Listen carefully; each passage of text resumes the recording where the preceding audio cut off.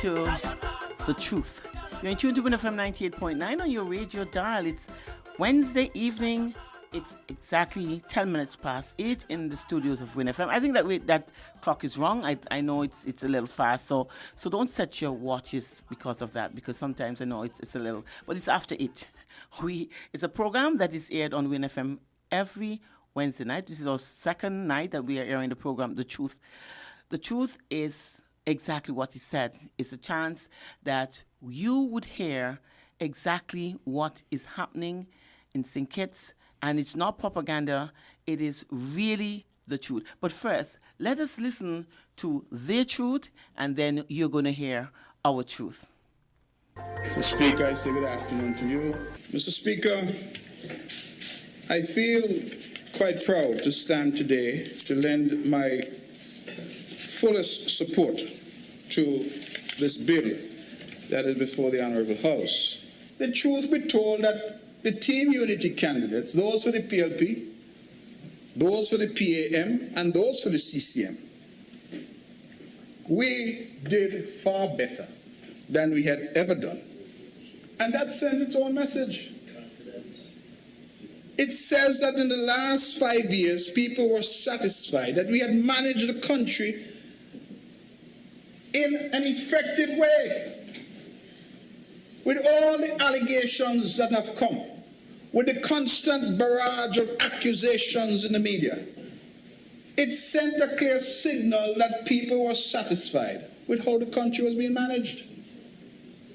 And for that, one must credit the Prime Minister, because leadership is not easy.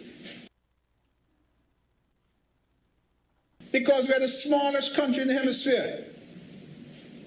The smallest. And yet when we hear the reports, we recognize that St. Kitts and Nevis continues to perform best in class. You heard about the stimulus package, the size, the breadth, the depth. Where else had that kind of approach? You heard about the approach to agriculture and our farmers. Where else did you hear a country pivot to food security in such a way? You heard about the relief when the Honourable Prime Minister and mover of the bill said that he had leveraged his own position as a member of the Monetary Council to persuade the central bank to in turn persuade the commercial banks to grant a moratorium on loans. Imagine if our people out of work still had the pressure of paying their mortgage every month. So when you talk about good governance, you talk about taking care of people, you talk about putting people first, having policies that are centered around people. COVID-19 and our response, in my respectful view, Mr. Speaker, was best in class. Our response was best in class. We recognize that there will and will always be difficulties. But my task for the short time that God allows me to occupy these halls is to encourage our people at all times to be proud of our country, to celebrate each other, to celebrate our achievements. And our fight against COVID-19 has been stellar. The leadership has been stellar. In health, depend on me. Yeah. We can't continue to vote for a party just because I've always voted for a party. That is not enough reason. An election is not just about what you can get at election time. It is about the next 5 years. Yeah. One bad decision this election could turn around all our lives, and we ain't gambling with the future. So to put things in perspective, we always talk about our leader, but let's put things in perspective. When you hear thousands of people on PAP, you think it's PLP people alone?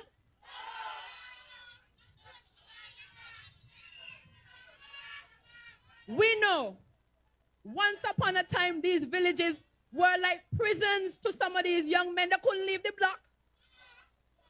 All day, all night, every day, 365 days a year, they're on the block. They can't leave the block.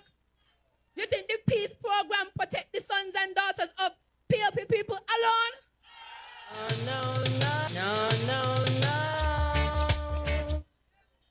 When I was canvassing in Newtown, a businessman told me, he pulled me, he said, Miss Bryan, once upon a time I had to close my shop at 9 and 10 o'clock.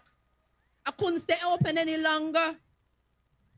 But now I can go until 2 and 3 in the morning if I want to. Leadership, visionary leadership. Now you think that kind of peace has affected PLP businesses alone? All right. We can't continue to vote for a party just because it is what we have always done. That kind of thinking has gotten us nowhere. That is why some of the villages have not seen the kind of growth and development they should have. When the Prime Minister said, no more disconnections, people must have their electricity turned back on, you think it was for PLP people alone?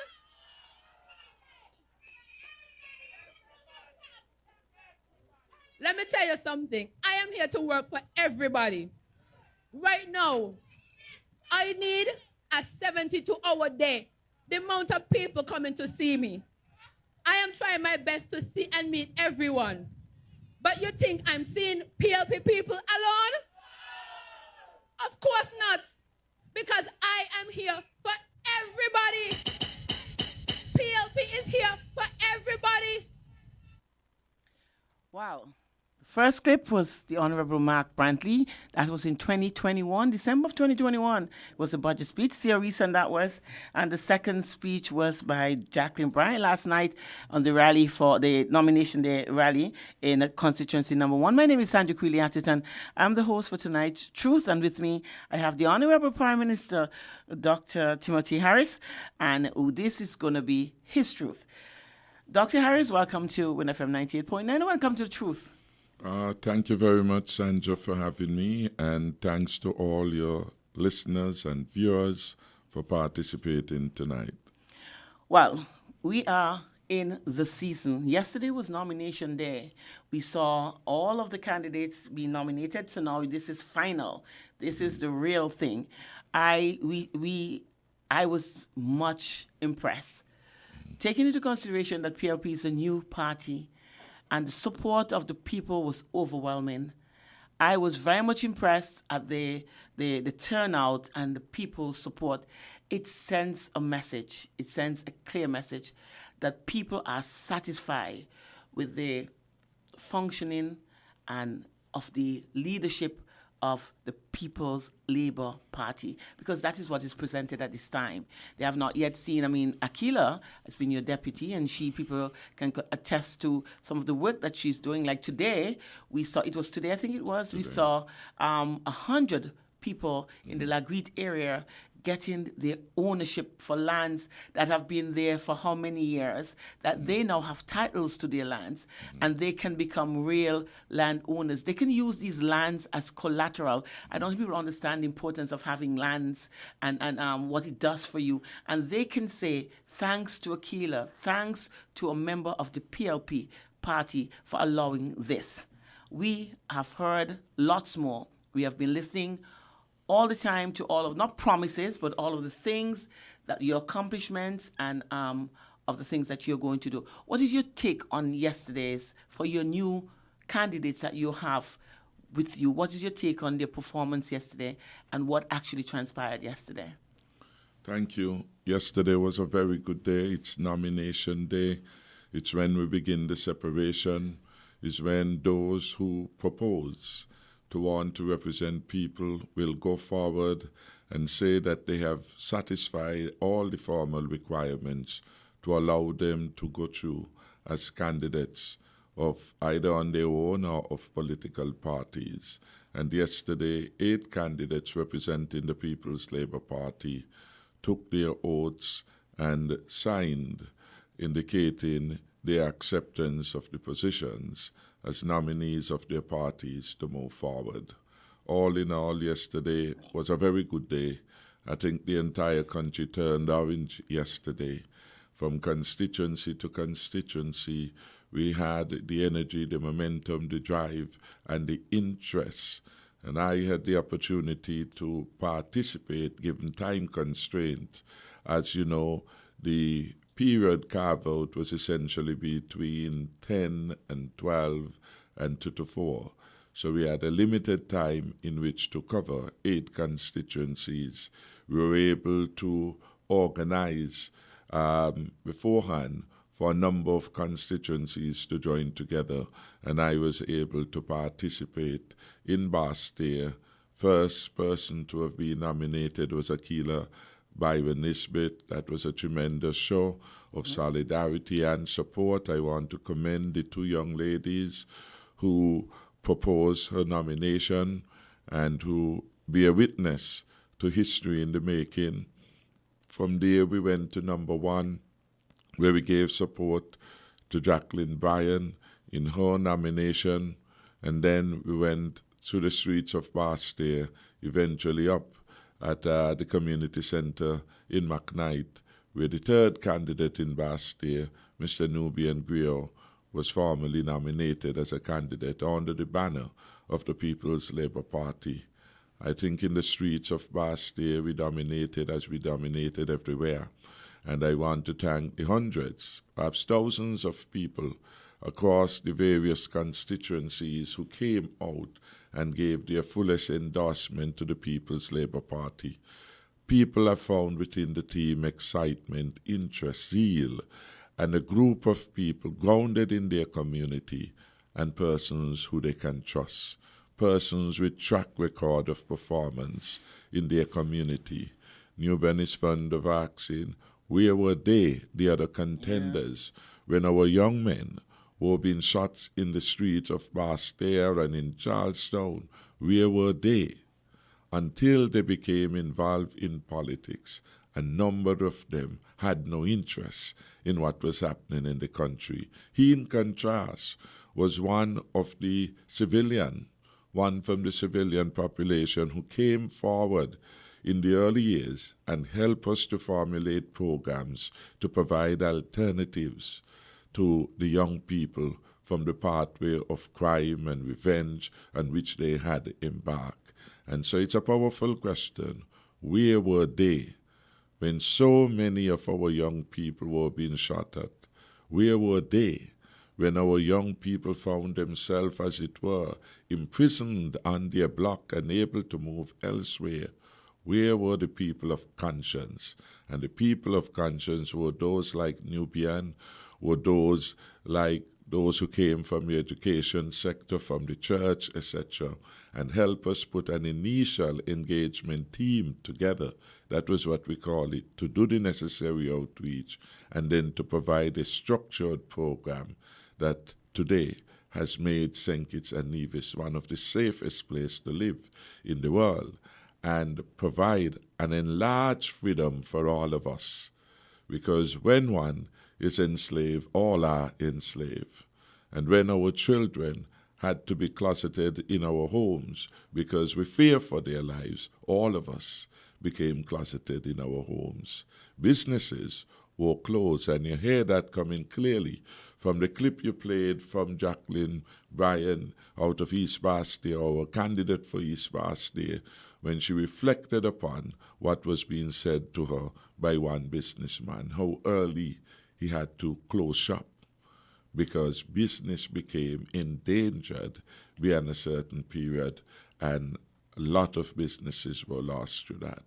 So again, yesterday I felt very impressed that we had been able, as the youngest party, to have brought to the fore a diversified, skilled, qualified, capable team of young, ambitious people. But most important for me was their patriotism.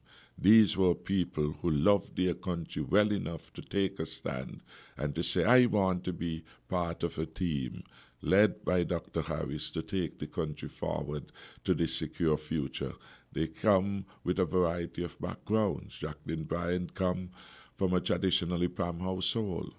But again, she's not voting by tradition this time. She's showing an ambition for a better country. and therefore she has come forward, having done an evaluation across the political marketplace, if you will, to find that the future of St. Kitts and Nevis will be best protected through a PLP administration. And I'm happy that she has come forward, as I am happy that Nubian Griot has come forward, a man with a big heart for the disadvantaged and the vulnerable, and want to help, want to make Basti a better place, free it of its ghettos, build homes and create business opportunities. I want to commend Akila Byron Nisbet, the deputy leader of the party, for her strong support, a strong woman in politics, getting things done that many before her failed to do, land distribution, home distribution, the improvements in our health care. I commend her for all these. I commend Kendall Liberd, our candidate in number 4, and I'm sure more and more people are certain that Kendall will restore the pride of the people of number 4 and will allow number 4 to exploit all the natural advantages it has and its history to pursue a better quality of life for the people in that constituency. Last night, again, he enumerated several plans, his vision for education sector, the application of modern technology to take our young people forward. And it was quite an impressive account that he gave of himself. In number 5, we have Stasio Williams, who is a young entrepreneur, one of the most successful and innovative. He has gone out on his own since age 19. Wow. And has done very well over that period of time, given work to over 150 people over that period of time.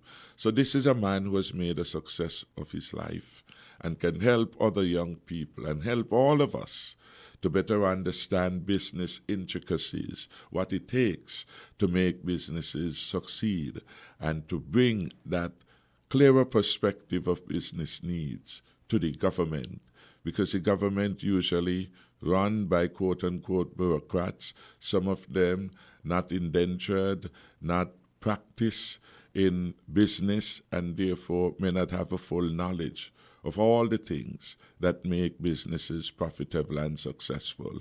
So from the theory, he brings practical experience. How do you get the job done? Wow. And I'm very delighted that we have been able to attract a smart young man, a successful young man, to become part of our future cabinet in St. Kitts and Nevis. And in number 6, we have Dr. Mark Williams, a seasoned public servant, seasoned in many areas, unassuming, but full of knowledge, professionalism, and very well committed to serve the people of St. Kitts and Nevis. He has been an amazing find to the public sector, having worked in the Ministry of Sustainable Development and then in the area of the Marine Department. Mark is just an incredibly good person, and I'm delighted that we have been able to have him. He will unite number 6, and he will bring plans and programs to advance not just number 6, but all those who are involved in agriculture and fisheries and marine life. So again, that has been a superb addition to our team. And the final member of our team, excluding myself, really will be Talbot Bass in number 8. Talbot is another successful businessman, started small as most businesses do, with one public transportation bus in operation. Today he has 16, the largest public transportation business in our country. More praise for him. Again, he has shown that even from the humble beginnings of a father's bus, from his father's bakery, he has learned so much about business that today he is the largest. He has had a life of representing people, representing them in the St. Peter's Bus Association, where he's the president, representing them in the Taxi Association, where he brought a number of new innovative measures to that particular association. And of course, he's a people's person, humble, capable, knowledge about the community, and full of enthusiasm for service. Sure. So I'm very proud of the team. I'm very proud that I've been able to lead a team of people with a long history of engagement in their communities, people with a vision, and people who want to serve.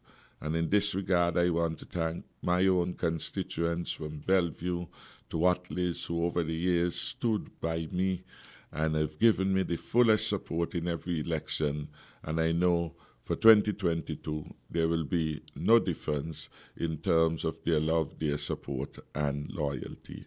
So yesterday, overall, an excellent day for the People's Labour Party. We crowned the nomination exercises with what was a wonderful rally last night. And we kept on message, telling the people what we will do, because that's what elections should be about. Our policies, our programs. We presented then an able and competent team willing to do the people's work.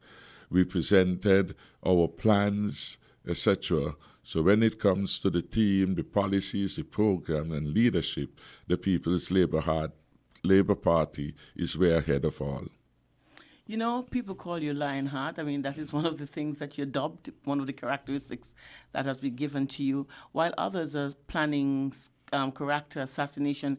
Dr. Harris, I'm so proud of what you've been doing. It's not about, they're talking about promises, but you're talking about delivering for the people, meaning that it's already there. You have already delivered some, and there's so much more to come. And we can trust that. And this election is about trust. Trust leadership that you can trust. Mm-hmm. We cannot, and you heard Jackie say that, and the reason why I brought a clip was because of the fact that it's a difference that you have brought in the style of politics in St. Kitts and Nevis. We saw when you took office as a leader in the Unity Construct, people held on to their jobs. We didn't hear the stories of victimization. That is something that happens all the time here in St. Kitts and Nevis. Whenever government changes, people are victimized. I mean, permanent secretaries, they're sent home. People who have supported parties, they're sent home. They are not given a chance to excel. Businesses have issues of procuring a loan. We're not seeing that, and that is what brought me to supporting the PLP party, because the Labour Party, because you see it's a paradigm shift.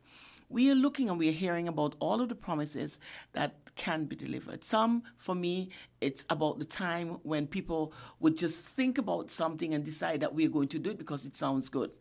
We saw that Labour has brought out their manifesto. I'm going to ask you, I don't know whether or not you have looked or browsed through it, and what do you think about, for me, it's the usual.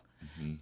It's not about telling people what you're going to give to them, but how is it possible that you're going to do it. We've seen that over the years where people present manifestos, and after they're being elected, those manifestos are closed. The promises that were given stays there. So I want you to tell me, what about the Labour manifesto? What do you see? How the possibilities going forward? Well, I think really there is no wow. Because by and large, the template for action in St. Kitts and Nevis has been set by the People's Labour Party. I noticed that. And what we are hearing are persons attempting to tweak, to mend a program that already exists. Clearly, they are not offering anything substantively different from what the People's Labour Party is a copy and paste effort they are attempting to do. That being said, across the social safety net, no one has done it better than the People's Labour Party's leadership. We talk about the poverty alleviation program. Dr. Ju said that was a very sad day for St. Kitts and Nevis when we launched it. Today, that is a lifesaver for many people in St. Kitts and Nevis. It really made a difference between people having a livable wage and going in indigence, especially after the COVID pandemic arrived here and devastated the rest of the world and undermined the stability of jobs and livelihoods in St. Kitts and Nevis as it did around the world. And so many people are depending on the PAP to pay their bills, to preserve their dignity, to assist them in paying their electricity, buying food, and so many other things. And so that is a program that the People's Labour Party will strengthen. We promise come September we will reform it, and in fact we will increase it. The case for increasing it is made easy because everyone is aware that the cost of living has gone sky high, and therefore what we thought was a reasonable addition to the minimum wage to take people from minimum to livable wage, that now needs adjustment, and we are committed to do that.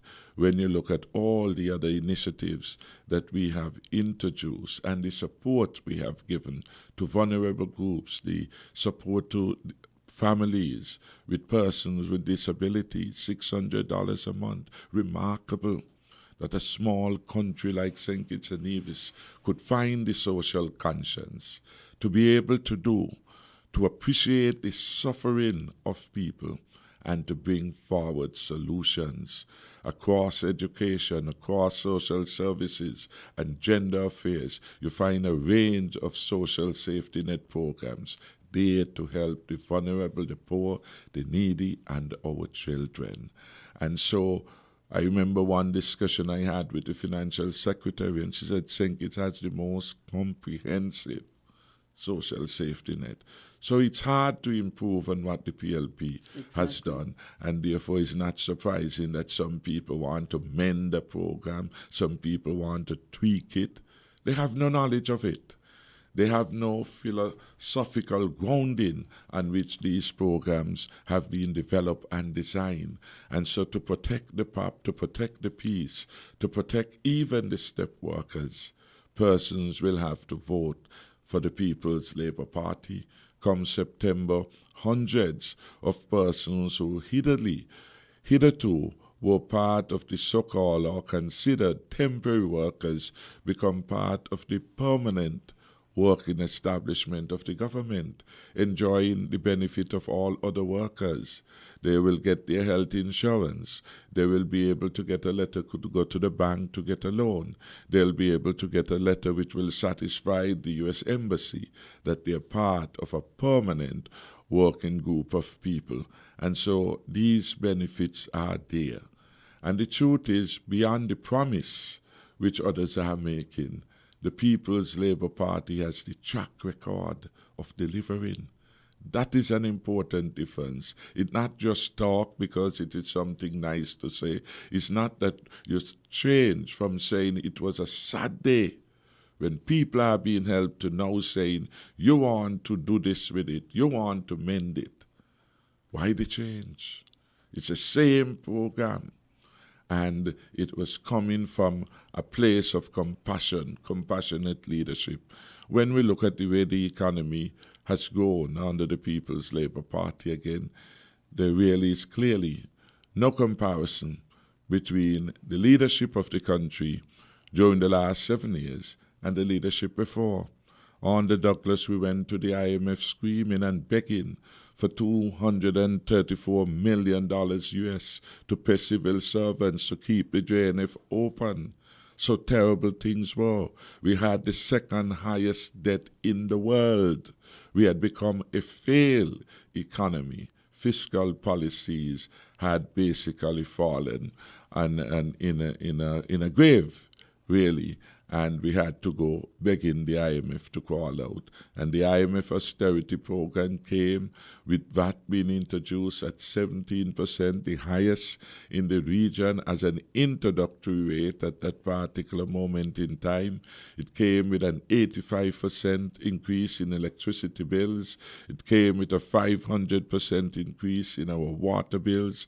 It came with a land for debt swap, which took 1,700 acres of land away from our people in a so-called arrangement that poof away the land in a special land sale agencies. Since that time, we have turned the page.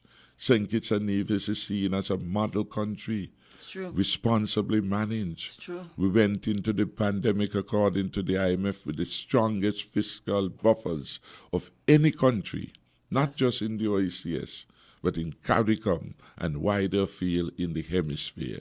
We have become a country performing way beyond our size that one could imagine we can do. and we have always been top of the class in terms of performance. It is that history of ably being able to manage the country that concerned citizens must look to when they make the decision. Who are you going to trust with the economy? Will you trust a lazy leadership to continue the task?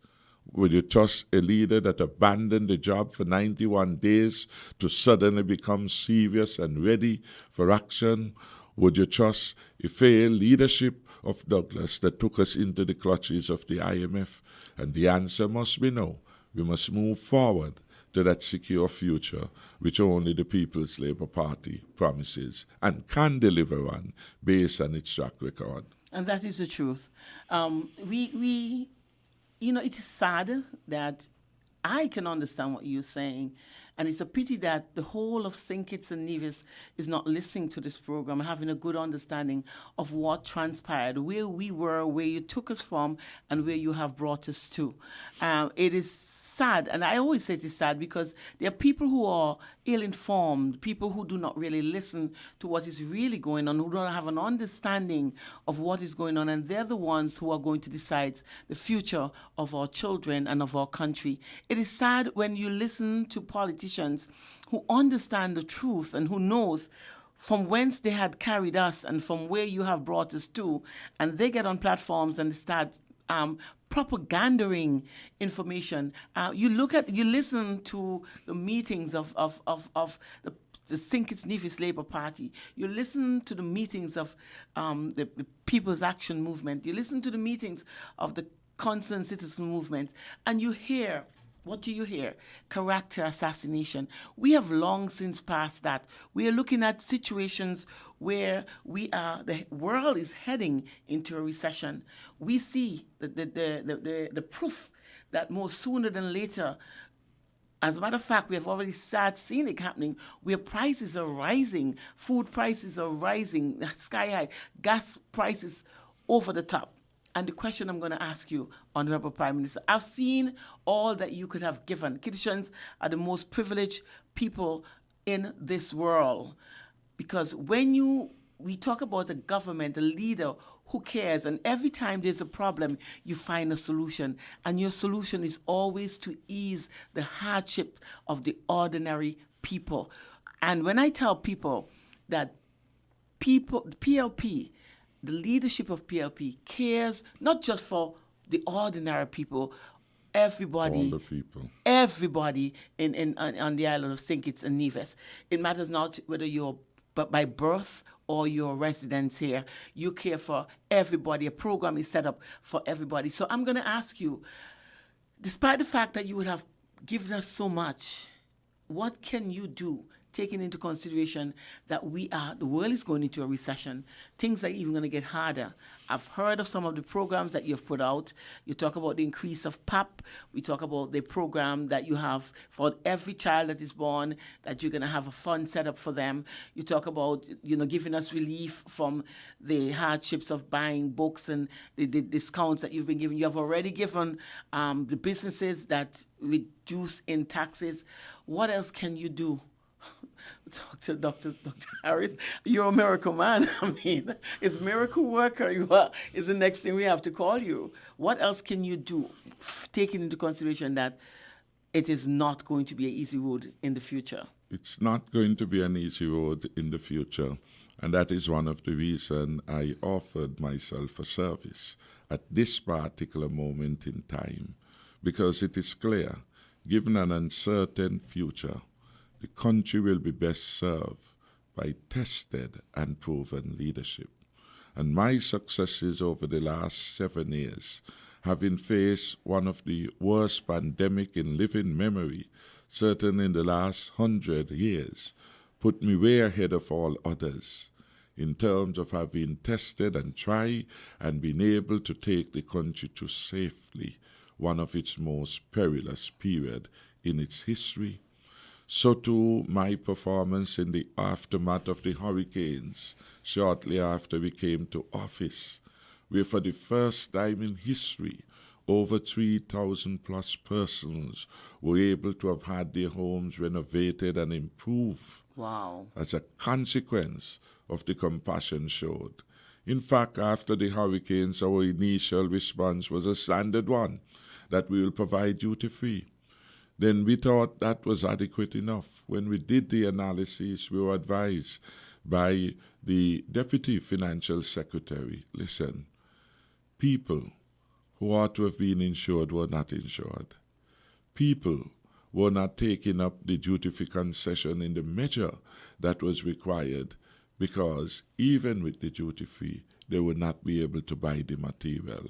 And we said we could not go through another year with our people being challenged again with another hurricane, because every year we know we have the hurricane season. And we said we will have to help them.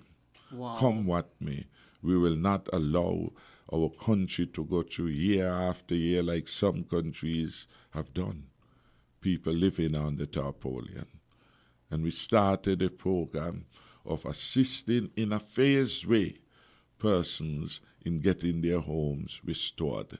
So we have that example of how a good government addresses issues and addresses them in a way that benefits all. When we look at the housing support program, many of the beneficiaries are from number 6, which hitherto had been one of the strongholds of the opposition. But for us, it was serving people who were in need. Right. And so the country can rest assured that under a Harris-led administration, there will be no victimization, that each would be helped. Jacqueline Bryant made the point, the PAP program assists over 5,000 people. They are not all PLP supporters. They are PAM supporters. They are CCM supporters. They are Labour supporters, because we have a transparent program that ensures those who meet the particular criteria are, in fact, able to access the program. And you look at all the other programs, none of them are tarnished by political affiliation. So St. Kitts and Nevis needs that kind of leadership that can unify, that can bring people together in furtherance of a national agenda. And what is the national agenda? A secure future for all the people, citizens and residents of St. Kitts and Nevis. And who can deliver it? The People's Labour Party. Why do I say that? Based on our track record.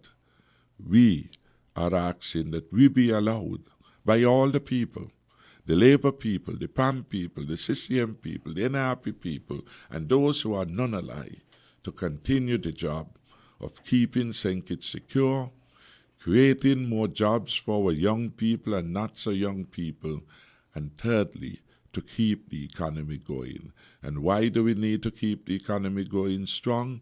Because that is the basis on which we are able to do all things. Without a strong economy, strong fiscal situation, how are we going to reward the police? How are we going to increase their risk pay? How are we going to invest in new police stations like we did in Sandy Point, in Tabernacle, and elsewhere, where we built a forensic lab, for example, a modern forensic lab in Tabernacle, state of the art. We need the fiscal resources to do so. We need a country that is not under an IMF program, and Dr. Harris has shown that he can. We have done it in the past, and we are committed to do that again, learning from the mistakes of the past to do it more efficiently and more effectively for all the people of St. Kitts and Nevis. And that is why I can say it is the truth, because the record is there to prove that you have done this. You have taken us from a country where we were IMF dependent. You took us from a country where poor people were being taxed. And it's the strangest thing that I've seen. Normally, when countries have problems, you increase taxes. But in your case, when we are having problems, the world is in crisis, you reduce taxes, which is the strangest thing that I've seen. Normally, we saw that under the Dr. Douglas led administration, where VAT was introduced. You saw electricity being increased, utilities have been increased. You saw the fact, sorry, that we had to, our lands were swapped for debt. These are the things that affected us, the poor people. And one of the reasons why I had a problem with the Sinkers Nevis Labor Administration, because what you're doing is what Labor stands for, about assisting poor people. I think that is one of the mandates that they run on, that the PAM is an elite party that looks only after the rich. But now we see that the poor had nowhere to go. There was no safety net for us as poor people. You came in with a different style of leadership where you assess a situation. I never thought that we would have been in a position. Sinkers was a country where we were looked down on. Now we become a country where everybody wants to come to, because people understand it's not just a grass or a patch of green grass, but we see organization. We see a strong leadership. We see a booming economy that can be sustained. And the sad thing about it, though, Dr. Harris, is that under the Douglas-led administration, there was the SIDF fund and there was the CBI monies that was there. And yet still, we were still going into the hands of the IMF. What made the difference? What would you look at as the contrast? What created that difference? How could you do something in such a short time with the same amount, the fundings that was there, the same, I mean, not the same because there was the SIDF money that was there. How could you, how did you get that done? Well, I would say God's grace, and importantly, leadership makes a difference. And at a particular moment in time, Dr. Douglas had left the people behind. Dr. Douglas had arrogated unto himself that he knew it, even when he was ignorant of things. And for him, the Christoph Harbour was St. Kitts. He, for example, made $46 million available to persons who ought to have brought in more than $46 million to finance the development of the peninsula. He took up the poor people's money and made it available to them. And the project has failed to deliver in the time frame that was given to it and the build-out of that particular project. In the same way, when we had the Stanford building, the Stanford investment came, displaced the sporting field for the people of Connery. Something wonderfully good was to have happened. In exchange, no good came out of it. In fact, Stanford ended up in jail for inappropriate activities, and including fraud, etc. And so the leadership without a vision, people perish.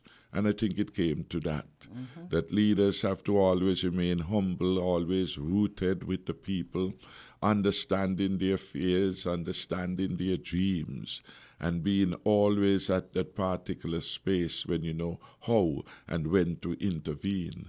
Most of the interventions that we have had to bring and the broadening of the social safety net had come at particular juncture in the cycle of the country where we know that people were experiencing certain hardships. So, for example, last budget we decided to extend the income support because we were aware that still there was a significant number of persons who had yet to have their jobs fully restored. We were aware that in the hotel sector, one of the sectors which was hit, a number of people were going back into the so-called dull season, because tourism for now is largely being a seasonal intervention in the economy. And while we extend to enlarge those seasons into longer period, it means that come the end of March, April, people are on reduced income. And so when we made the determination last December that we would extend the program in the first instance for 6 months, we had contemplated where people would be. So, and we thought that the economy will be in need of consistent help and support, stimulation, if we are going to come out of the dark ditch in which COVID-19 had basically forced us and forced our people. It is that kind of compassionate leadership, visionary leadership, where we look ahead, that has helped St. Kitts and Nevis to become top of its class, to use the word of Bentley, in our management of St. Kitts and Nevis. If you look at some of the challenges that we are talking about now, which are toppling the world, the anxiety over food security, which has come about largely because of the war, Ukraine and Russia. Ukraine was the largest food belt, if you will, for Europe. That is now being undermined. Russia has for years been a significant producer of agricultural products and implements. The war, the sanctions have basically impacted those over a period of time. What we learned from COVID-19 was that there was an urgency for new investments in agriculture and support. And my government went and did what no other government did for a long period of time, provided free of charge almost all the inputs to get the agricultural sector back on its foot again. We harrowed the land for our farmers absolutely free. We get fencing wire, we provided it absolutely free. We get other inputs, seedlings, etc., to support the farming sector and put it back in a stronger position to deliver. Same we did with the fisheries sector, where we provide fishing aggregate devices to improve the catches of people. We provide wires for people to get again their traps going, etc., etc. That support has continued up to today. We have extended it because the food security agenda is a medium term to long term. So you can't just do it for 6 months and pull away. You have to consistently, just as we have done in other sectors, we give them, for example, duty-free concessions for a period of 10, 20 years. Same way, we have to be kind enough to give the consistent support to those of our farmers, those of our fishers, for them to be able to become the success stories, the millionaires, etc., so that other young people will be motivated from school days to see this as an area of life in which they can become involved and be able to take care of their families and their communities. And that is the agenda that the People's Labour Party will want to fulfill over the next 5 years. Be the most successful government in transforming the agricultural sector, assisting people with their greenhouses, the application of technology to agriculture in all its form, and importantly, to provide water to our farmers so that we could have more sustainable agriculture for a longer period of time. And so, again, the future demands that all of us be conscious. These are serious times, and these serious times require serious leadership. And the People's Labour Party can bring that. And I am happy to look forward to a cabinet in which Dr. Mark Williams will be a member, having served so successfully in the public sector, but most recently from the Department of Marine Affairs. Well, and, it's the good thing about it is what you would have said can be proven. It is the truth. This is not thinking that you can do it or hoping or telling people, give me a chance and I think I can do it or I promise you to do it. You are saying from a point of view where you would have done it. We have experienced it. We have enjoyed it. It's the fruit of your good leadership that we are benefiting from, and St. Kitts and Nevis can boast top position in not just the Caribbean, but we can compete with big countries in the world about good fiscal management by strong leadership and experienced leadership, which is you, Dr. Harris. We talk about young people, and we see that a lot of young people are rallying behind PLP because they see a future that PLP can basically help them to not becoming dependent as we were in the past but basically independent.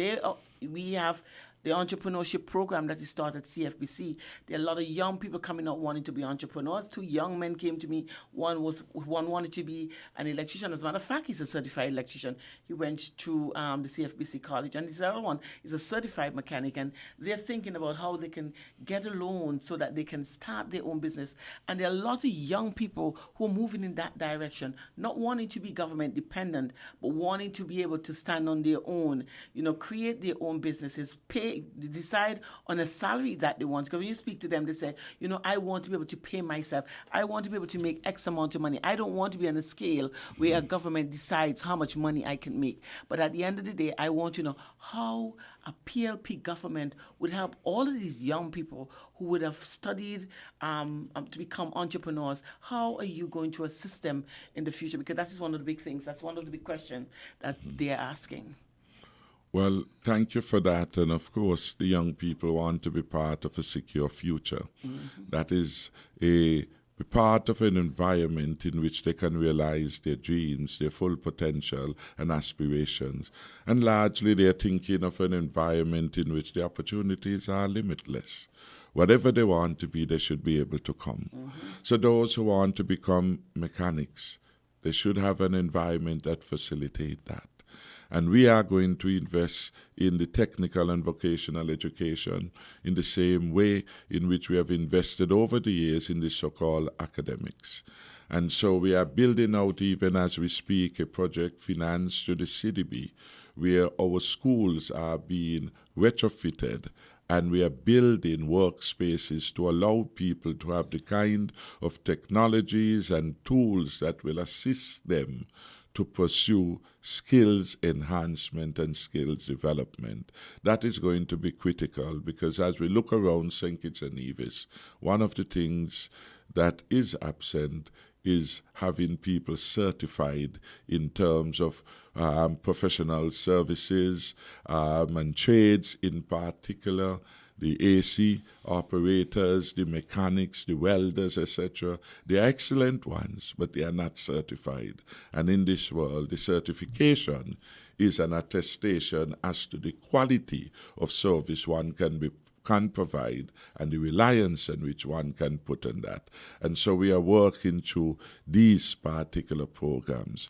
Beyond that, we understand that financing is a major constraint on persons who want to enter into business. And so one of the things we did very early in the term was to start a Fresh Start program that was geared to help small people get a fresh start in their businesses. And certainly we are open. In fact, we last cabinet had discussions about providing a new funding to assist people. One of the things we have to look at is that a number of small businesses were overwhelmed by the prolonged period of the COVID-19 pandemic and all that did to the economy of the world and our economy. And therefore, we have to come up with some measure of relief for these people. Low-cost financing and grant will be part of the mix that we will provide for people to get their business up and running again. I provided leadership on the issue of moratorium and its extension over a prolonged period of time because we understood that business needed support. Small businesses needed support. The arrears had to be put on hold if they were going to survive, because the pandemic meant that for a substantial period, little or no revenues were coming in, while expenses still continue to mount. And so we will have a constructive program of engagement with the so-called SME sector, small and medium-sized enterprises, to see how best we can provide the support, assist the private sector institutions, their credit unions, the banks, etc., in providing them with the kind of soft programs that would help them bring financing. And then we are going to look at other institutions that could provide grant resources and to assist associations in how do you help your members to be able to access grants. Funding are available to provide technical evaluation and development of plans so that businesses can be formulated from a stronger position, point of view, and people have plans that can work, that can go through the financial system, meet the requirements because they are well articulated. These kind of support to small businesses are going to be important, and the People's Labour Party is committed to that. We also need to be able to attach young people to businesses so they can see the realities. Not just that I want to become involved, I want to get into this particular business or that one without any notion of what it really takes. And so I believe that having people an attachment where you have some successful business leaders who are willing to bring them on board and show them how you get from point A to point B.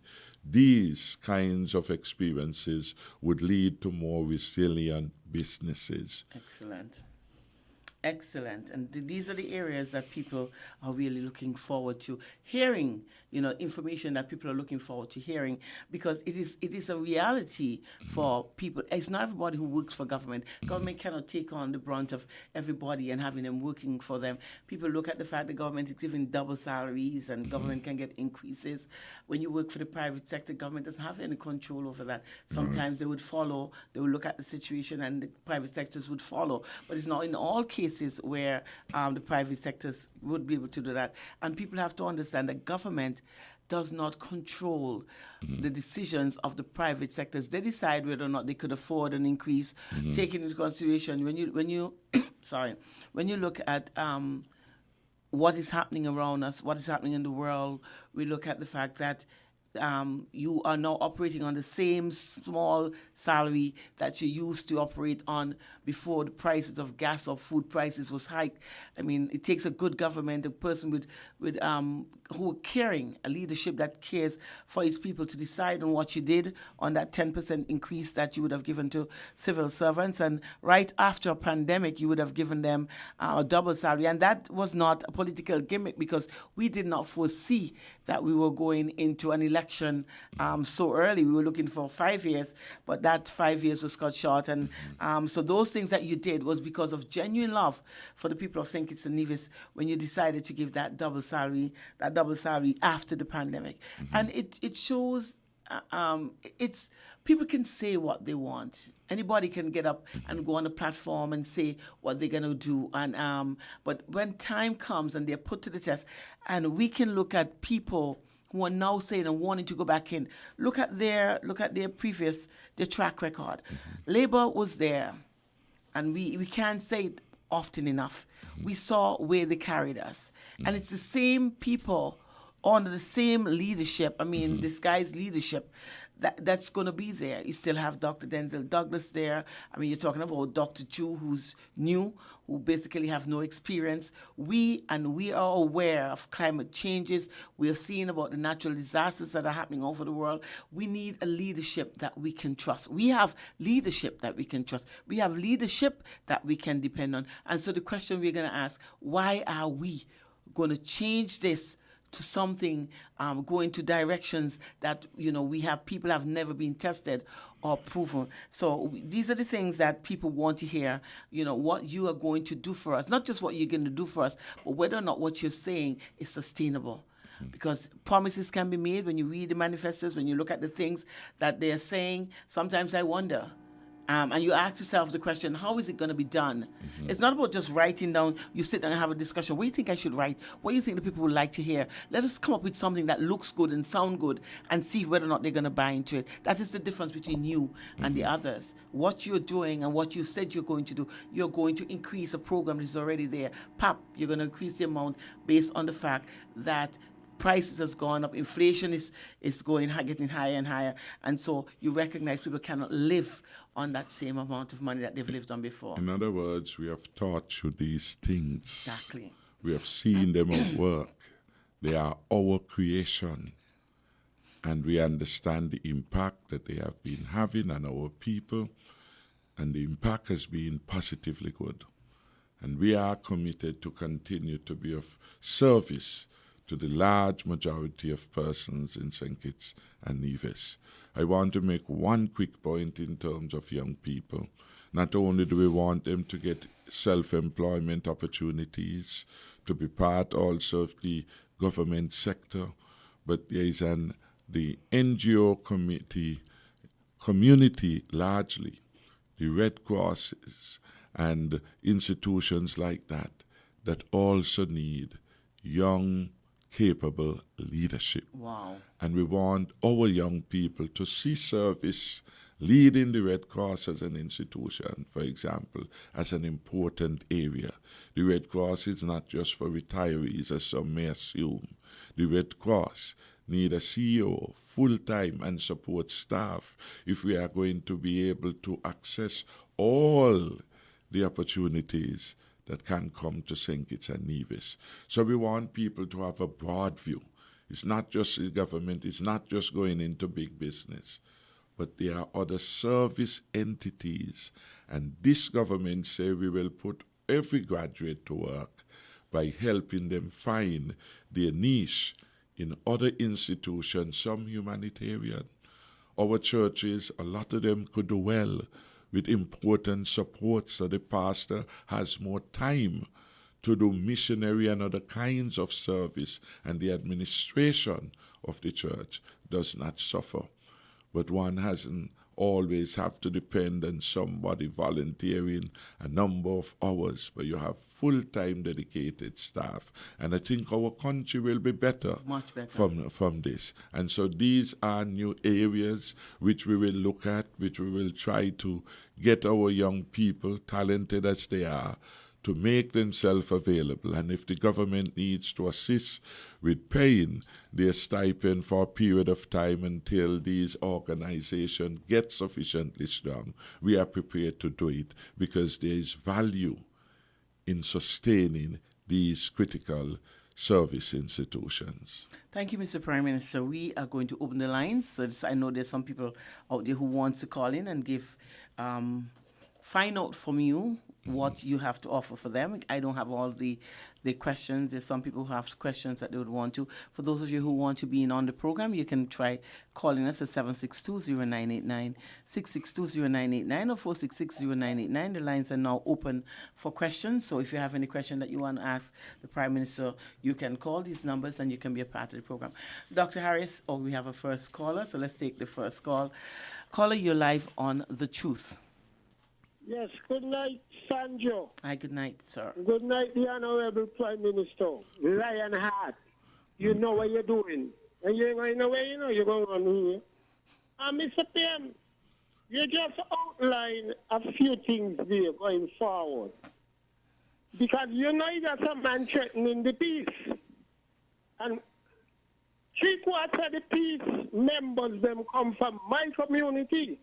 A community where was abandoned and Newtown for many years under this government.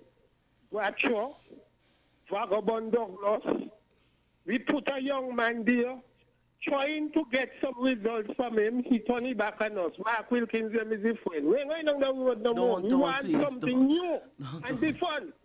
Just like when you bring this country, just like when you bring this to this country, when we did with this country in 2015. Mr. PM, I want to see some great corners in night and from them. And I want to see a difference in that night. Because up to now, when we hear from black church females, the vagabond, we ain't going to see here now, when you call Columbus got to come here and walk it. I say you can say nothing there. The only little thing is your touches there in your tongue. Please, you keep on focusing. The people know what you're doing, the young people. Come to the people, talk, let your kids, because people in stupid. We have lived it all with these people, and all of them just flash. Only you looking out for their people. And I could tell you, Timothy Harris, you ain't going Tanja. And I control that now because I look after people. You understand? Yep. Just like how Timothy likes people and look after people. Look at the youth program, Tanja. How people could just try to bring down the man, jump in on his family, and all these nonsense. And it's the lion pass them from Douglas regime, you know, trying to grab the whole of this country with the paws again. Because yesterday up the village, one of them come out there and threatened Boris. Threatened Boris. We're not going to do that anymore. We have to see what Timothy has done in this country, and he got to get another chance. We don't give him back this country. We will give him back this country. Have a good night, Mr. PM. Good night, Jam Down. Thank you. Thank you. This is Jam Down talking. Thank you for your contribution, Jam Down. We really appreciate you, and people have to have an understanding. You know, we come out of an era where people were it was party politics. It wasn't about what anybody can do for the country. It was what they could do for you. And we're seeing some of that still. People following the Labour Party. People are not looking and seeing what the good that Dr. Harris would have done for St. Kitts and Nevis because they did not benefit as an individual. People are looking at for individual benefits and not from where or to where the country would have come from and to where the country is presently. And we have to change that. We have to change people that beggar's mentality, that me wanting it done for me, in opposed to the country benefiting on a whole. If you create an environment that is conducive for growth, that everybody can benefit, that is what people are looking for in 2022 and beyond. Let's go back to the lines and take this call. Caller, you're live. We would have lost that caller. Unfortunately, we have another call. Caller, you're live on The Truth. Hello, good night. Hi, good night. And the truth. So what is the truth all about?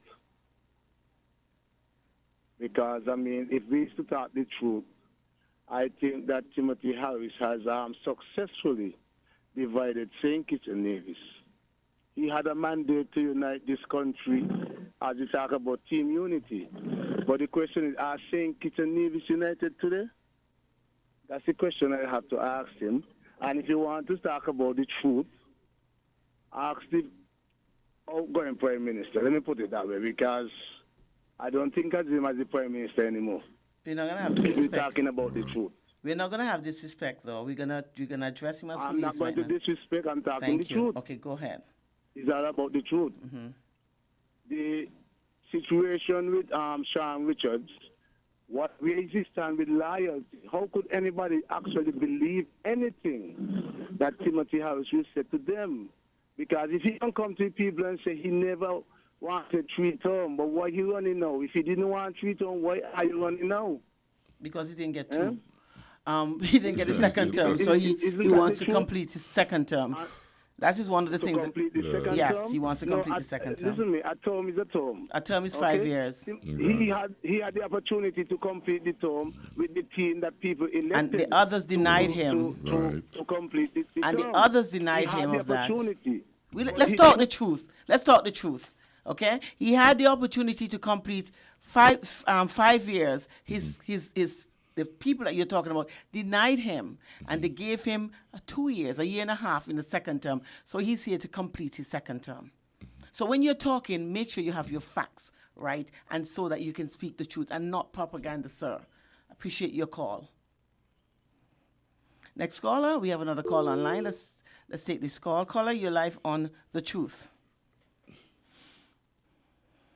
Okay, we would have lost that caller. You know, I am, and people are going to take it for something. You come on and you're saying things and you're using broad base. We want people to say what they know and bring facts to back it up. Don't just propaganda here.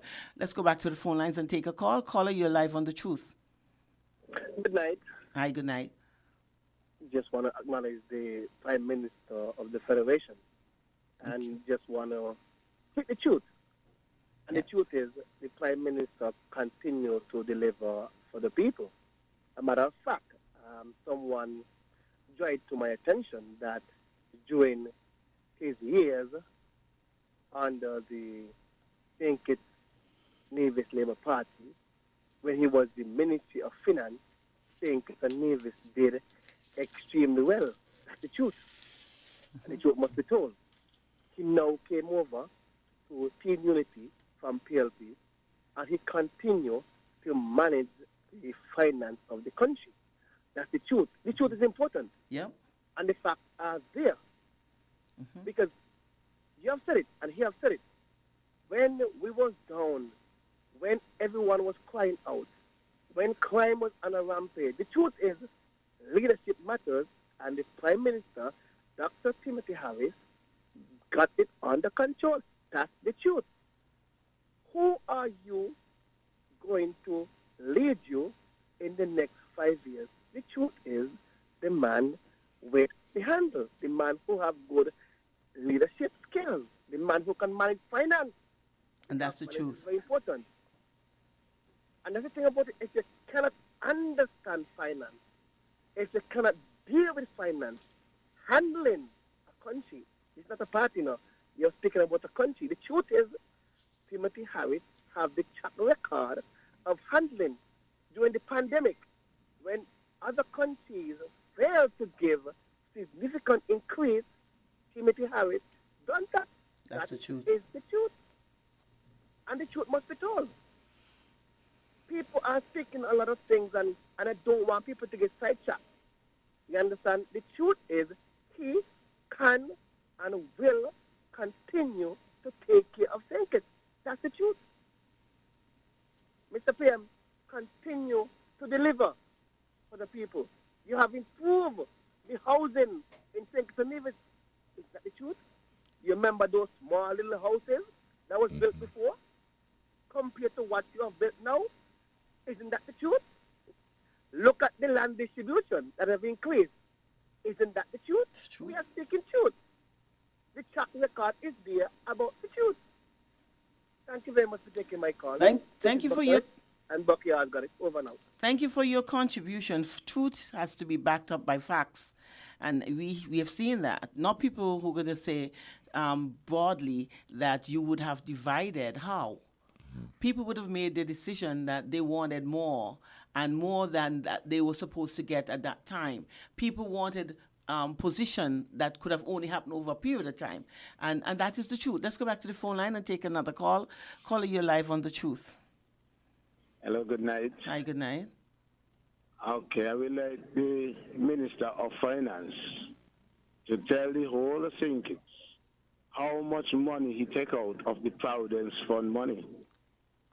No, we're not doing this. I would like him to tell me why Eugene Hamilton. Yeah. Hello. Let's take another call, and I'm so sorry that I have to do this. We are moving away from this type of politics. We are moving away from where people are making not allegations and serious allegations without having proof or facts. You understand? So I don't need going all the way back to the National Provident Fund. I have not an understanding of that, but we are so in 2022. National Provident Fund was in 1978 it was. So I don't know. That is way, way, way back. I don't seem to understand that 1978 you were working where in Social Security, 78, 79? Hardly at all. Still going to school. Dr. Harris, we have another call. Let's go and take this call. Caller, you're live on The Truth. Yes, the National Providence Fund money that is set there because some people didn't claim their money. It is there. Social Security have control over that money. With the Prime Minister, if you want to talk the truth, tell the people the truth that the Caller,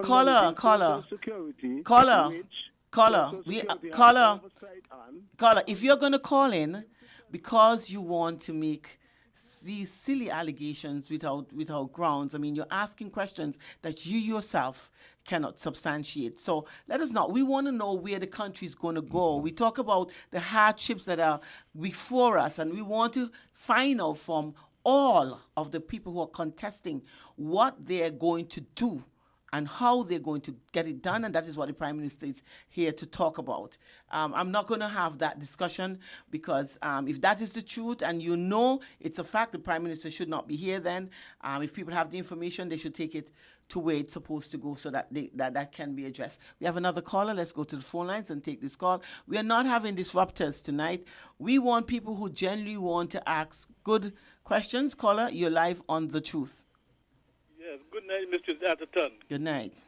And good night to my one and only Prime Minister in this Federation of St. Kitts and Nevis. Good You know, night. he the only Prime Minister in this Federation could give 5 double salary, fix people house roof, give the $1,000 and the $500 to the poor people to help themselves, and what they want him to do.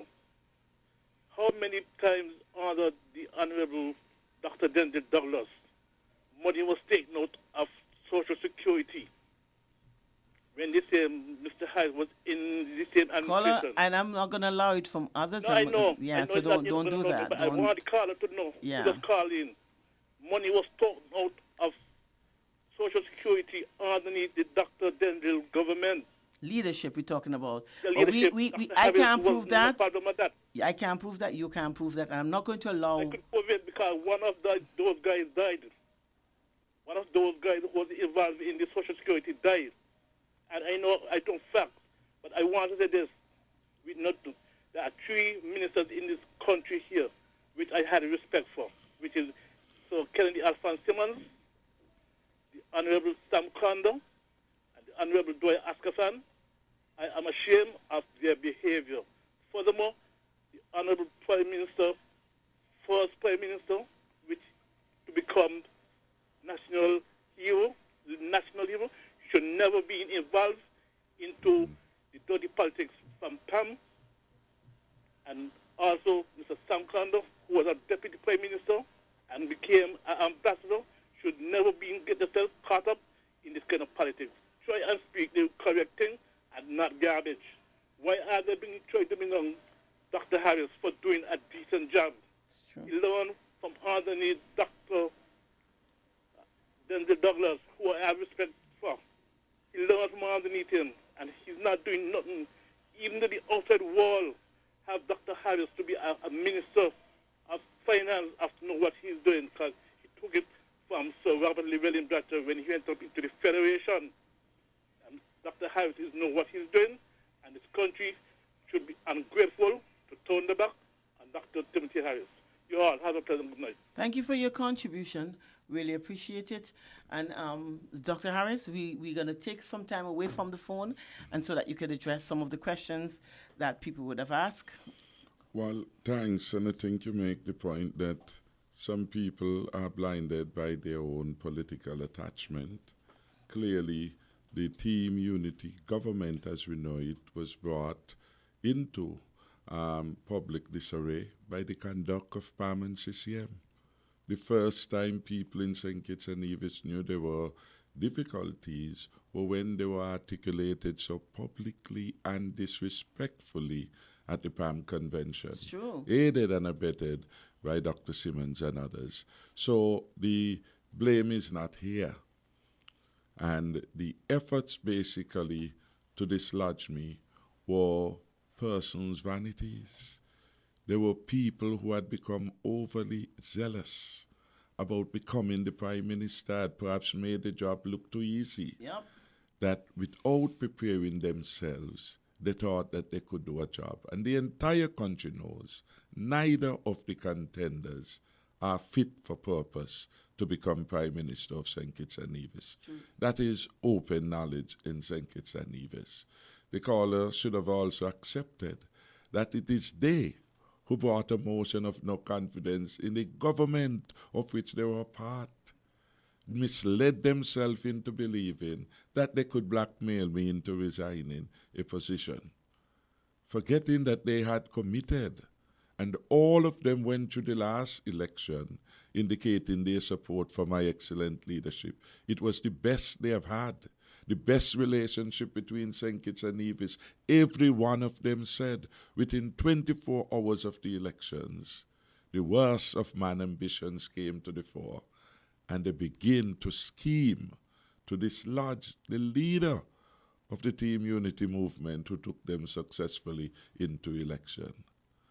So there's a place in history for persons like that. And we could leave it there except that the facts are that power-hungry men sought to usurp the legitimate authority of the Prime Minister, and I would not have it. And I will not have it, because that is not how the democracy we practice works. You see, Dr. Harris, and that is one of the reasons why people go along with the impression that you are the one. Because you, being the kind of person you are, loyal, respectable, honest, you have, these people were part of a cabinet that you were the leader. You wouldn't come out in public and start to say things about them. They have taken to the public and they have started out gushing things that they were part of. Decisions that they would have made, be a part and parcel that they would have made. They're now coming out and putting the blame on you. And you don't, and I've been trying to get you for the longest while to come out, take away that name, that character assassination that they would have done. Try to clear yourself.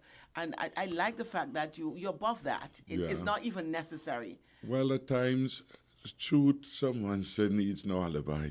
It's true. You know, and truth, crushed to ground, will always rise up. And this is what has happened. The facts are there. They brought a motion of no confidence against themselves in their desperation to become Prime Minister and Minister of Finance. Positions they have shown no aptitude. They cannot manage. They can't go through the vigors of leadership. They have not presented themselves well to the public. I mean, the facts are there. But it was not even in the public's interest. It was interest. It was their personal interest. Well, their personal interest. I made that point. That's why I call it their vanity. Yeah. You understand? And without even preparing themselves, they sought to, as it were, launch a palace coup. And that is what brought the premature election, because I stood on principle. I stood on principle in relation to that. They are hypocrites, they are dishonest people, and in the end, the leadership of the country will be determined by the citizens and residents of the country. And there are thousands of persons not saying a word, but they understand that the country could only move forward successfully with the leadership of Dr. Timothy Harris at this time. And I am confident that when the elections are called, above the noise, I mean, the same people that we have largely who criticize in 2020, the Dwyer Stephans, the Sam Conda, the Big Lyses, and all those other people, same motley crew again. People did not listen to them then. They listened, but they didn't take them on. They saw through the lies, the propaganda, the mischief, and they did the right thing in 2020. And I believe come 2022, I am confident that the people will speak about leadership in this country. And in a sense, the country will get Dr. Harris' leadership continuing for the next term. Appreciate that, sir. We have the same set of people who spoke so badly about Dr. Douglas and felt that St. Kitts should never find themselves in the hands of the leadership under Dr. Douglas. I suppose they're going to say that Dr. Jew is new, but we see where the problem is there. And for me and for the people who understand what the country needs at this time, we understand that the only person can make that possible, and this is not just saying it because we like you, this is saying it because you have proven that as a fact, who can make this happen is under the leadership of Dr. Timothy Harris. There are other questions that people would have posed to you. I don't know if you want to address them at this time. The others were basically, we had Bucky by his commendation for the work that have been done, and I just want to say thank you for the public support. I certainly do appreciate it. The question about the unity of St. Kitts and Nevis, the truth is St. Kitts and Nevis has always been a very political society, and politics is every day. There have never been an out season in terms of politics in St. Kitts and Nevis. In some other countries, after the election, people, as it were, we will say, forget the politics and they move on with their life. Every day after, there's a call-in program, and it's just politics. Well, what we do know under my leadership is that persons, for the first time, were able to move beyond party lines. And yes, party leaders may move here and there, but the people of St. Kitts and Nevis got a taste of what unity can mean. And in the hearts of the men and women, unity is still the best way forward. That is a success of my leadership. And that is what you hear when you listen to them at sober times, when you listen to them when they needed to get to the people. It was my name, my brand, that sold them. And that is why I make the point. When they were weak, Dr. Timothy Harris and the PLP party made them strong. And when we look at some of the responses, the success of unity still lives on. In my PLP party is a daughter of one of the strongest PAM hitherto, PAM former, I should say, PAM stalwarts in East Pasteur. That is a success of what unity means. And in my platform is Tasio Williams, the son of Candyman. Everyone know him as a big PAM in St. Peter's. That is a success of what unity has brought. The next generation has been able to pull away from party tradition and to look seriously at what the country needs and align themselves with a group of patriots willing to do good service for their country. That is a success of the Team Unity movement. Unity lives. Unity, in fact, and this is where some are mistaken, like the caller, unity never originated from the political leadership. Unity came from the ordinary grassroots people, like Mr. Politics, a big PAM den, and we had radical culture, a big labor den, who recognized that the time had come for a new option, a new dispensation in the politics of St. Kitts and Nevis, and that we couldn't go back to the past politics of labor and PAM. You needed something new and different. Today, the People's Labour Party is that new and different alternative that is available to the people of St. Kitts and Nevis. That is why we of all parties can say proudly, we welcome all. And we have demonstrated that in our diverse team of experience, qualified and patriotic people that we have assembled, a first-class team, people ready to serve. That is unity that has worked and has brought us to this level. So I am proud of my leadership of the movement, and I am proud of the fact that unity still lives in the hearts of the people. And that is why we have been able to mobilize so successfully. That is why the People's Labour Party is poised for re-election. I don't think you understand what PLP means, huh? And I don't think people look at the real true meaning of PLP. PLP is PAM and Labour people living together as one. That is the true unity that we've been looking for. We see people coming from a strong Labour background, people coming from a strong PAM background, and we are living together as one with one intention, that is to push the country forward. Yes. And it's the greatest unity that you can find. Everybody is interested, having an understanding that it takes a strong lionheart man like Dr. Harris to guide us and take us through. PLP is PAM and Labour people. It's amazing when you use the PLP as well, but that's exactly what it is. It's PAM and Labour people who would have supported both parties living together as in a united force, trying to propel the country into progress. And that is what we have been we have seeing an inclusive party that is growing and that is welcoming to everybody. all. You might have to change the extension PLPC, PLPCN, because it would be Everyone is everyone would be everyone there. is It's one of the things. everyone Let's is see if we can go back to the lines again. We can open the lines, and those of you who are standing and wanting to call in and ask other questions, you can do so. Dr. Harris, you would not be, your attention will not be diverted.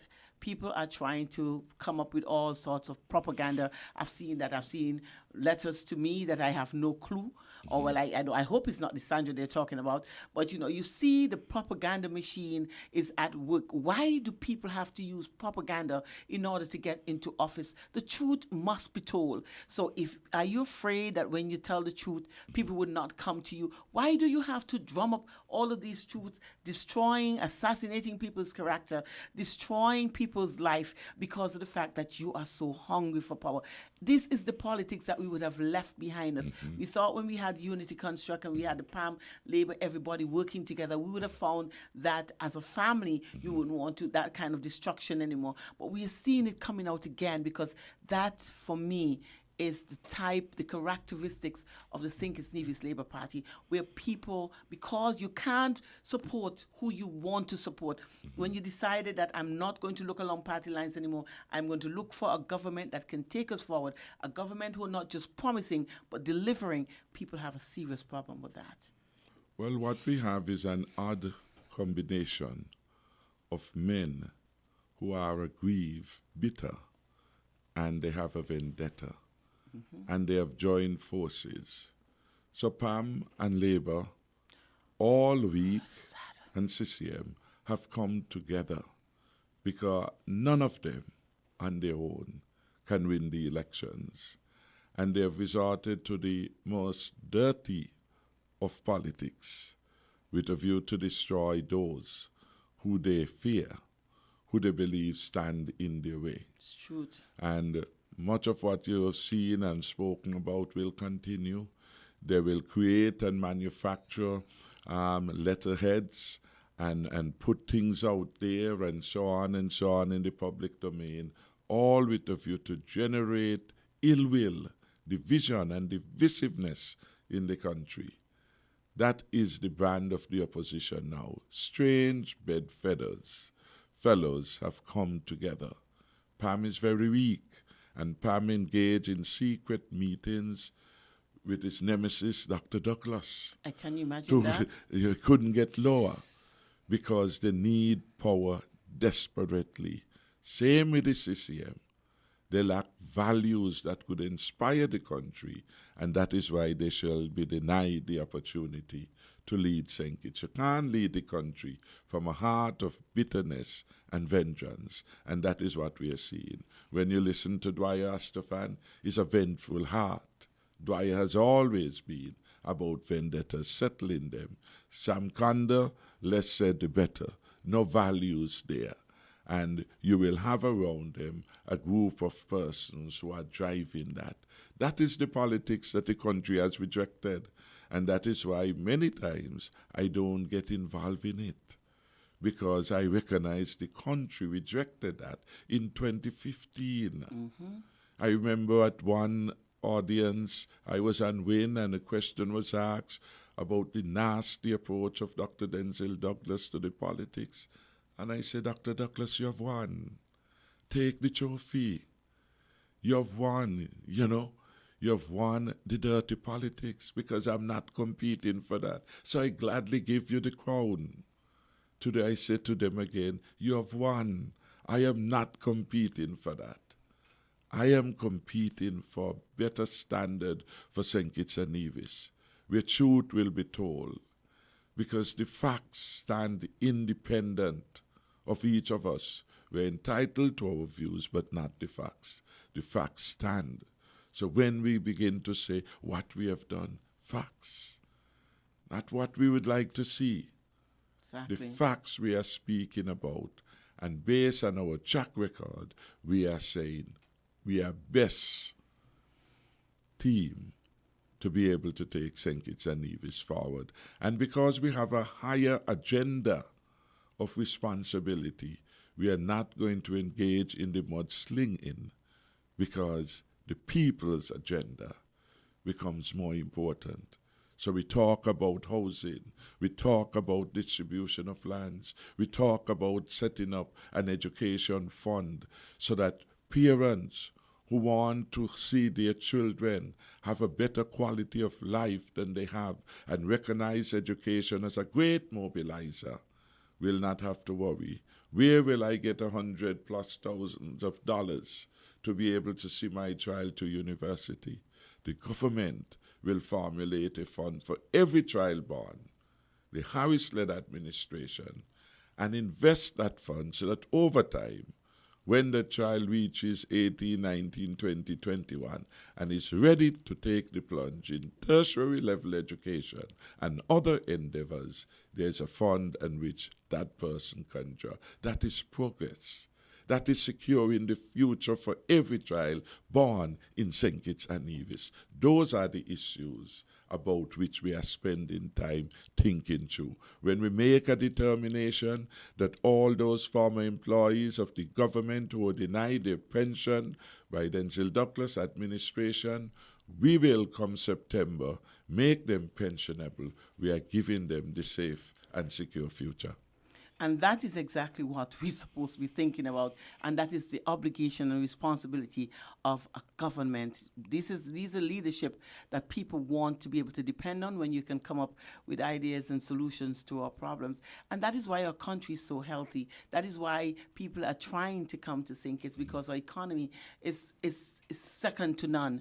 Yes. And we just came from a pandemic which affected the entire world, but we can boast the fact that we're not there that we want to be yet, but at least we are comfortable. We are counting down the days to elections. There's much you can offer. I think you would have done your best. People would have seen what you can do, and that is one of the advantages I think that you have, is that people are seeing that what you can do. What would you say finally to those people who are going to exercise their franchise, people who want to make sure the country stays on the path that is going, or what would you say to people who are going to cast their votes on the 5th of August, which is Friday next week? Oh, my word. I feel like I've fallen asleep. Time has gone so quickly. We are getting ready to look forward to the 6th of August when you would form the next government. Thank you. I would say to the people of St. Kitts and Nevis, our citizens and residents, that this is perhaps one of the most serious general elections of our time. And therefore, you're right to give serious considerations to the future. We believe that every citizen and resident deserve a safe and secure future. And we believe only the People's Labour Party can provide that secure future.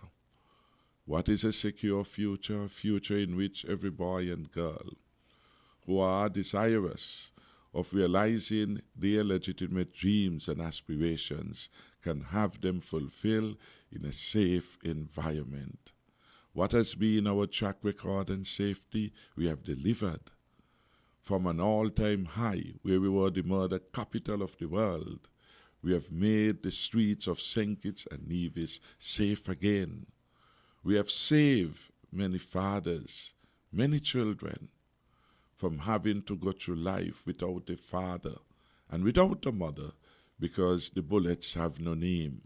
And the situation where we were at with gunshots on the strip, gunshots outside our churches, gunshots not only in McKnight and George Street and Taylor's, but all around the country, that situation was a very dangerous one.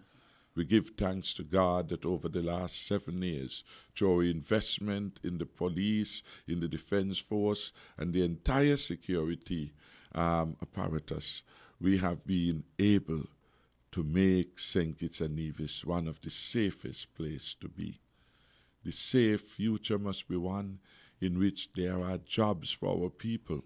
And we want our people not just to have government jobs, not just to have jobs in the private sector, but we want our people also to be of greater service to the NGO communities, providing leadership that ensure that some of these critical institutions can continue to provide best support to St. Kitts and Nevis.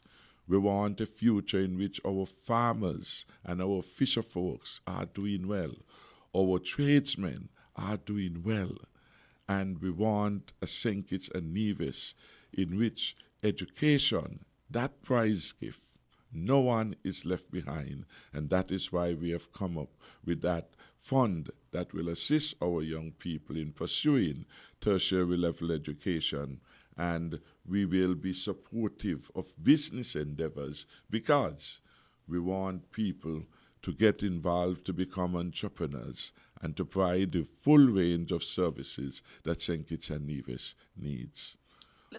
How will we finally create this environment, provide the support, continue the peace, continue the PAP, ensure that no one is left behind, old or young, ensure that the national insurance program is there so that when you are sick, you don't have to worry.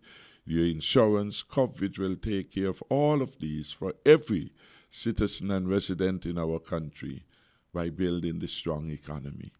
For the last 7 years, we can boast one of the strongest economy in the Caribbean, the strongest fiscal balance.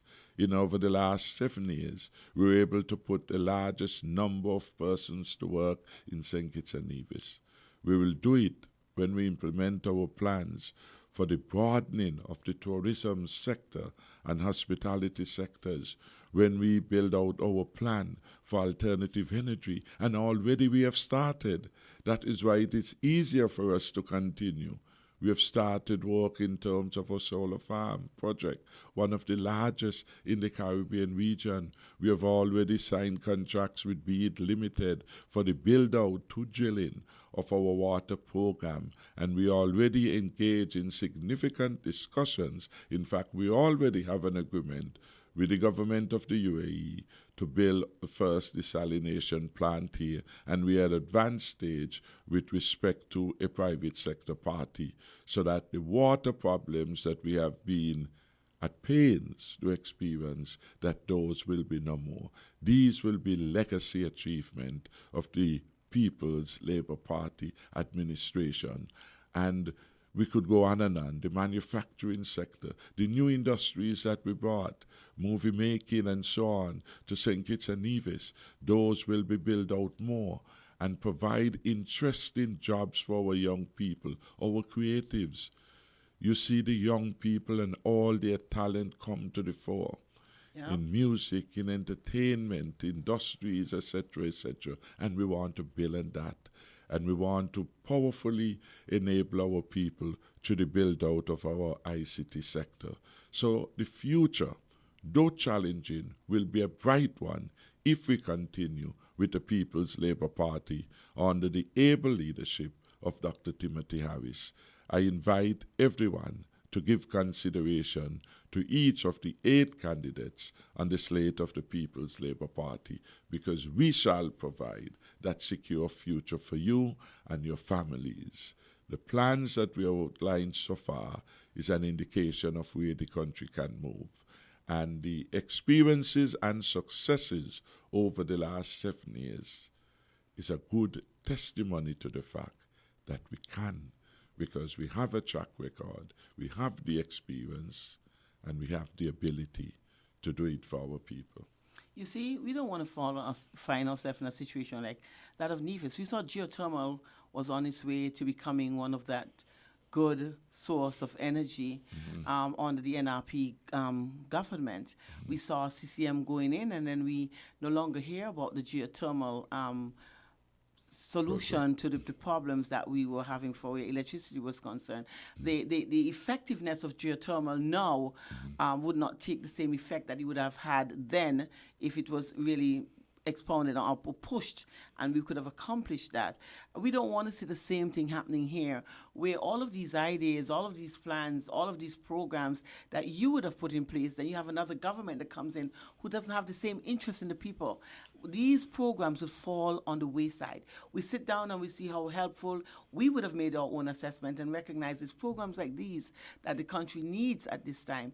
And it would really, really hurt my heart to sit down and see another party going in power, on the different leadership, who not having an understanding of where we are and from whence we would have come. Or they know where we came from, but do not know how to get us going forward and bring us back into the same situation that we were. I just hope that that is not a situation where we have to appeal to the people to recognize that we were under a government led by Dr. Denzel Douglas. Divisions were under government, the NRP government. They saw where the country was going. They see where the country is now under a CCM government. When you don't have continuity, you find yourself in similar situations. I'm glad that you were different. You took us from under a situation where St. Kitts had become a place where nobody wanted to come to a place where everybody wants to be.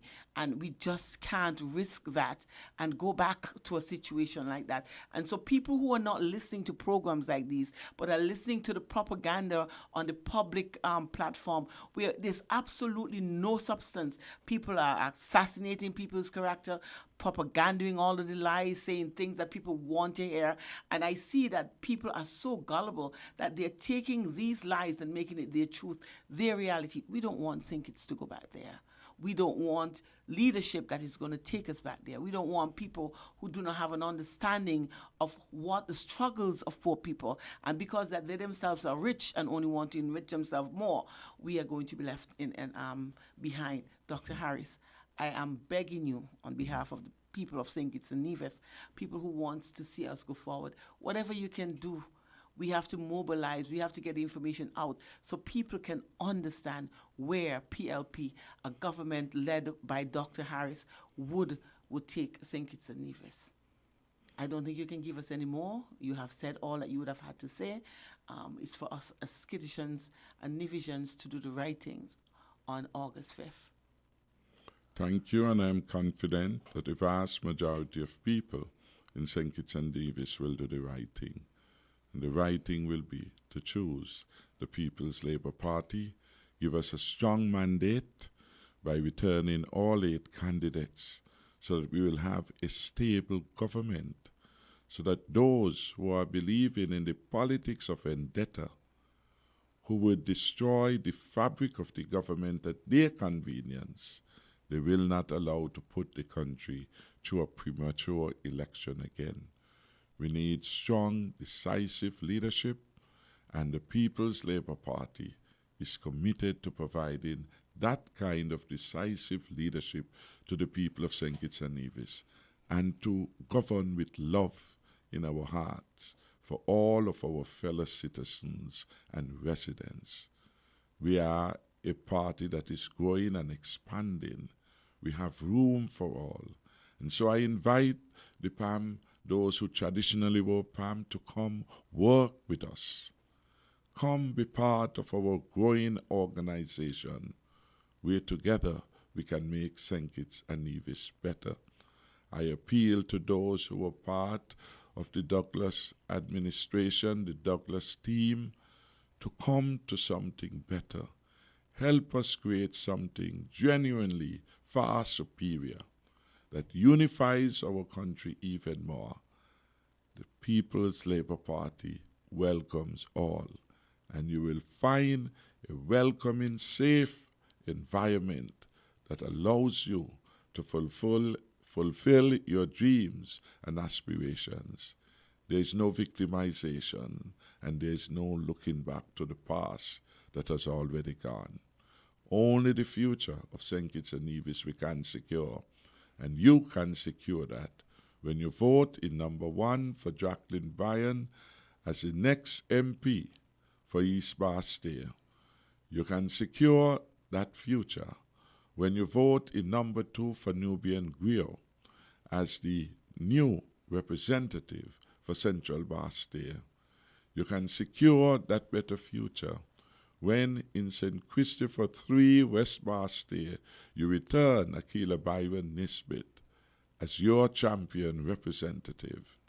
You can secure that future in number 4 when you give the young, humble Kendall Leiber the opportunity to restore again the pride of the people in number 4 and to give you dedicated, industrious service, committed service to the people of number 4.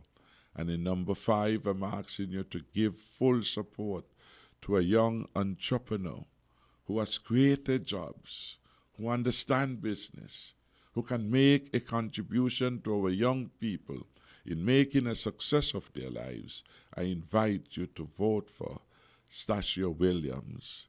In number 6, the new dynamic young man, Dr. Mark Williams, certainly can deliver effective representation for the people of number 6 and take the people and the constituency to a higher level of engagement and success. In number 7, I am humbled to ask again the people of Bellevue, Tabernacle, Mansion, Christchurch, Phillips, Borio, Molyneux, Lodge Village, Lodge Project, and Atlas, all communities in the constituency, to give me again their vote, and I shall continue to be your champion. And to the people in number 8, I humbly ask that you give your support to Andrew Talbot Bass by voting for the SAW, casting your ballot where it belongs, ensuring the secure future for St. Kitts and Nevis. You know, it saddens me when you see the number of people who come around and ask for help, because they feel that this is the best chance for them to get what they deserve. They want land, they want to be on the PAP program, they want to get on STEP, they want a job, things are tough and they understand the hardships, and they want to get this done before August 5th because they feel that this government is their only choice, their only chance of getting onto programs that are given by government. It saddens me. People are now recognizing, young people, everybody calling because they think that I can help. I always say, Lord, I'm trying my best, but I'm really grateful for some of the support that I would have gotten, and I must not forget Alrita. She's doing yeoman service because she understands that the importance of young people being able to get their part of the patrimony. I have never seen so much land distribution. And these are people who, not you're forcing it on them, they're coming to you because they want to have land. And because they know that this is a government, or a government that they have now recognized, are ones who are interested in making sure that people have a piece of the rock. People want to get on these programs that the government would have created. And they're rushing to get it done because they're afraid that if anything should happen, they'll be placed in a situation where they're put back again. It saddens me. And because of that, I heard your appeal and you talk about people telling you can only tell them that you can do this. The only how this is possible is that they would give a government, PLP, a chance to go back in to be service provider for them, and their benefits, you don't have to rush because you know that it's going to happen over a period of time. You can't ask anymore, you can't present anymore. All that you have, all that you can give, it's out there. It's just for the people to make the decision if they want to move forward with the PLP government or they want to go back to where we would have come from. And trust me, I don't want to go back. My daughter would have said when you ask her, who are you going to vote for? She would never say. She says, I am going to vote for a government that would allow me to walk like I can walk now in freedom.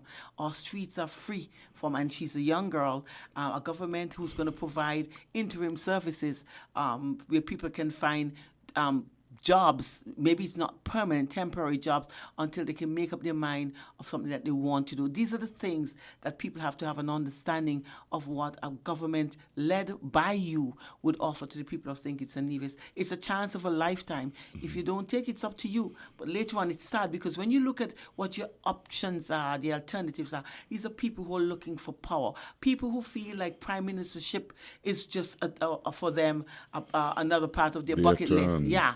It's their turn. And people who look at the Ministry of Finance as a place where they can get access to their money and do whatever they want for their own personal gains. These are the things that we don't, as the electorate, we don't have an understanding. There's so much things you can say, but it's really not necessary to say it. But if people have an understanding of what the alternative is to PLP, they would seriously change your mind. There are people, and you see the bitterness. You see the agenda that they're pushing, how bitter they are. The only one person person they want to get rid of. That's Timothy Harris. And the sad part about it is the only one person who's looking after the interests of everybody on St. Kitts and Nevis. Dr. Harris, I am grateful. We are out of time. It's an unfortunate situation. It's so much more that we can talk about. It's so much more that people would want to hear. But we hope it's still there. The fifth is not yet here. And, people have to know what they're voting for. And programs like this would give them a chance to have a better understanding of the alternative. It's this progress, we continue progressing, or we go back from whence we came, where we had a leader who wanted to even sell his people, understanding now, I said I could understand why we had the slave trade, because of leaders who felt for their own personal gain, or their own people didn't mean anything. And we have to have this reality. We can't go back to that. So I want to thank you for sitting in on the truth, and so people can understand that we are not propaganding anything here, and the only thing that we have to do is make sure that the truth is told. It is Wednesday evening. We have Thursday and Friday coming up of this week, and Saturday, and then Sunday start the new week. We have holidays on Mondays and Tuesday where people are going to go to Nevis, I suppose, for Culturama, for reveling and enjoying themselves while thinking about the critical decision that they have to make on Friday the 5th of August. Looking forward to the motorcade on the 6th, where you'll be put in position again as the leader of St. Kitts and Nevis. Thank you very much, Sandra, for the opportunity to speak to the people of St. Kitts and Nevis at home and abroad. And thanks to WINN for facilitating. I would like to invite all to our public meeting tomorrow night in Sandy Point, where we continue to make our case of how the People's Labour Party will deliver the secure future, a secure future in which there is a place for the young and the not so young. There's a place for all businesses, large and small. There's a place for families. In other words, the People's Labour Party agenda is comprehensive, and it will provide hope and confidence that St. Kitts and Nevis can be better, with all of us working together, fulfilling our dreams and aspirations. So good night to the people of St. Kitts and Nevis. May God bless us all, and may He continue to keep our people and our country safe. Thank you. Stay tuned to WINN FM 98.9. The program continues. My name is Sandra Quilly-Atherton, and I'm bidding you a good night and good rest, because rest is important. It's good for our health. Looking forward to doing this program again next week. Honorable Prime Minister, or would you be too busy to? I will be here. You'll become here. So next week we will continue the truth, and the truth must be told. Thank you.